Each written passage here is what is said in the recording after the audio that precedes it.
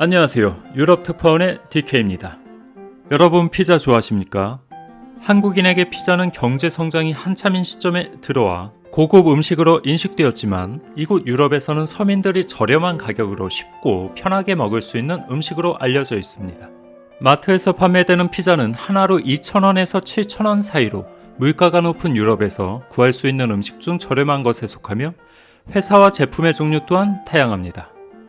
최근 프랑스에서는 이렇게 서민들의 음식인 피자로 인해 56명의 피해자와 희생자를 만든 프랑스 내에서 발생한 21세기 최악의 식품위생 사건에 대한 최종 판결을 앞두고 있습니다. 이 사건의 발단이 된 곳은 이곳입니다. 다카사 브이또니. 이 이태리풍의 이름을 가진 브랜드는 세계적인 식품기업 네슬레가 소유한 가공피자 브랜드입니다. 이 회사의 피자는 마트에서 판매하는 가공피자라는 인식을 넘어서서 두툼한 도우와 풍부한 토핑으로 사랑받았으며 4가지 치즈가 들어간 까트 포마지, 로얄, 치킨, 볼로네즈, 3가지 고기가 들어간 피자까지 그 수는 적지만 맛있는 피자로 인식되었었습니다. 그러나 이렇게 많은 이들이 즐겨 찾던 브랜드의 피자가 믿지 못할 만큼 비위생적인 제조 환경에서 피자를 만든다는 사실이 알려지기까지는 그리 긴 시간이 필요하지 않았습니다. 2022년 1월부터 2월까지 대장균 감염 사례가 처음으로 보고되고 첫 번째 사망자가 나올 때만 해도 사람들은 이 심각한 대장균 감염의 원인이 어디인지 찾을 수 없었으며 같은 해 3월 두 번째 희생자와 26건의 식중독 사건이 추가로 발생하였습니다. 그렇게 미궁으로 빠지던 사건은 브이또니에서 일하던 전 직원의 폭로로 세상에 알려지게 되었습니다. 그가 세상에 공개한 사실은 충격 그 자체였습니다. 아무렇게나 방치되어 있는 치즈 조각들, 곳곳에는 곰팡이들이 껴 있었으며 반죽이 설비를 따라 이동하는 곳에서는 구데기도 발견되었습니다. 생산 라인 밑에 설치된 소스 받침통에는 며칠 또는 몇 주 동안 방치되어 있는 담배꽁초도 있었으며 직원들이 생산 라인에 화장실을 갈 때 유니폼을 착용해서는 안 됐었지만 이 위생규칙 또한 지켜지지 않았습니다. 심지어 화장실을 돌아올 때 손을 씻지 않는 사람들도 있었다고 그는 방송사를 통해 폭로하였습니다. 브이또니의 전 직원은 이를 긴 시간 동안 꾸준히 회사에 경고하였지만 회사는 이 사실을 숨기기 바빴다고 하였습니다. 그 결과 이 충격적인 위생 상태는 계속 방치되었으며 이처럼 도저히 대기업과 선진국에서 있으리라 믿겨지지 않는 사건이 발생하게 되었습니다. 브이또니의 관리자는 생산량을 늘리기 위해 주간에는 생산만에 몰입하였고 야간에는 전문 청소업체에게 공장의 청소와 위생을 위탁하였지만 우리가 보듯이 그것은 잘 지켜지지 않았습니다. 네슬레의 위생 의식의 부재로 인한 사건은 이뿐만이 아닙니다. 2009년에는 잘라서 오븐에 넣기만 하면 갖고 온 쿠키가 완성되는 쿠키 반죽 제품에서도 엄청난 양의 박테리아가 검출되고 80명이 식중독되는 사건이 발생했었습니다. 이 사건으로 360만 개의 제품이 리콜되었지만 브이또니의 스캔들로 보듯이 네슬레의 식품위생 가치관은 크게 바뀌지 않았습니다. 그리고 과거 이 사건의 피해자들은 네슬레와 고액의 합의금으로 합의하여 더 이상 사회적으로나 법적으로나 그것을 문제 삼지 않았습니다. 여기서 우리는 이것을 그저 기업만의 문제라고 볼 수 있을까요?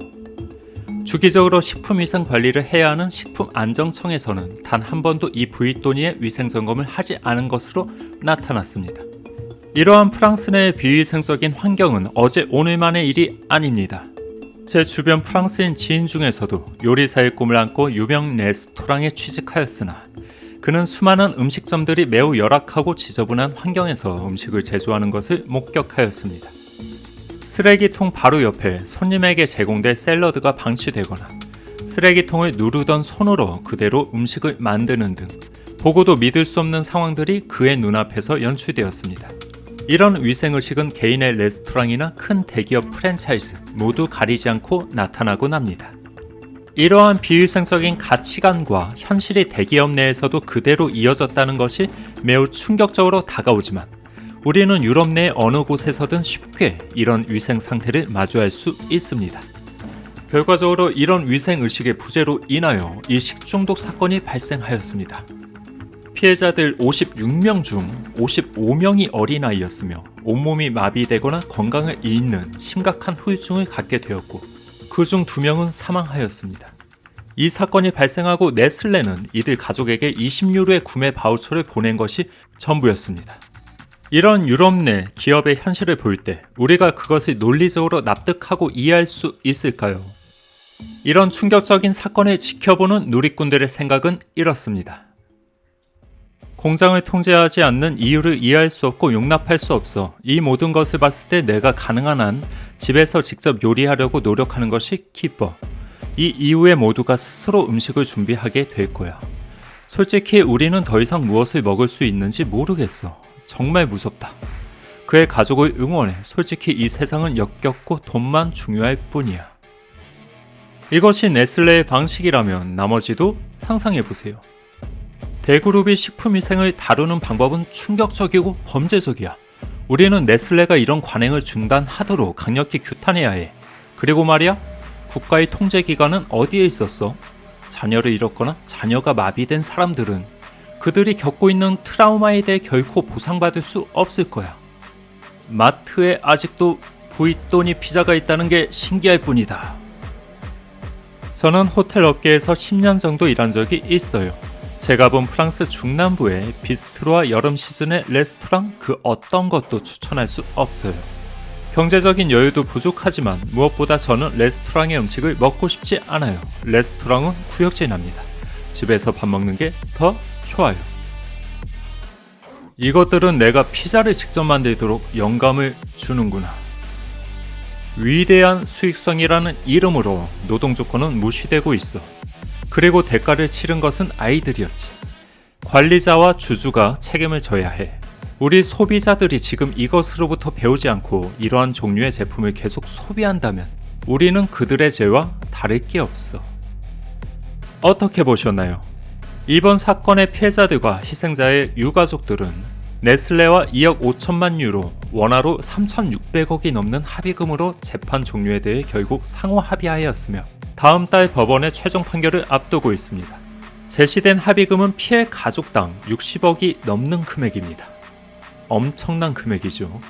그러나 과연 돈으로 떠나간 가족들을 대신할 수 있을까요?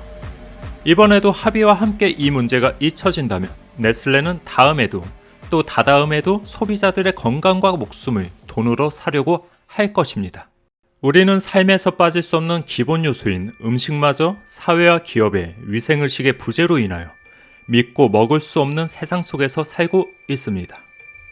기업이든 생산자든 소비자든 우리 사회가 이런 사실을 계속 묵인하고 이어간다면 이 위험한 식품들은 돌고 돌아 결국 우리들의 입으로 돌아오게 될 것입니다.